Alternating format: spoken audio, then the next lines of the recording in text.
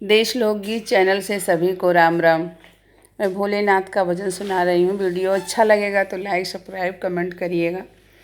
भोला के देखला बेकल भैले जियरा, भोला के देखला बेकल भैले जियरा, के चढ़ावे पान फूल के बेलपतिया, के चढ़ावे आहो भोला धतुरा के पतिया, के चढ़ावे आहो भोला धतुरा के पतिया।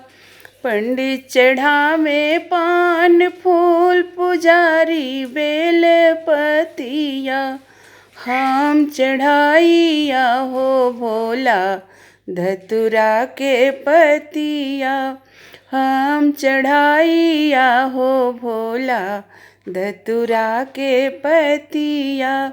भोला के देखला बेकल भैले जियरा, के मांगे अन धन के मांगे नैया, के मांगे अन धन के मांगे नैया, के मांगे आहो भोला दर्शन देबा कहिया, के मांगे आहो भोला दर्शन देबा कहिया।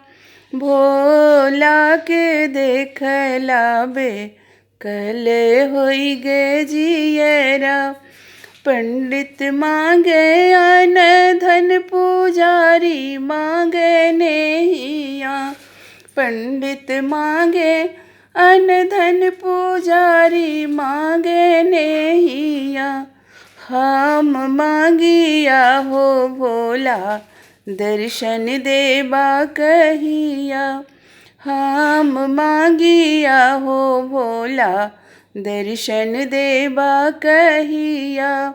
भोला के देखला बेकल होई गे जियरा, भोला के देखला बेकल होई गे जियरा। जय भोलेनाथ।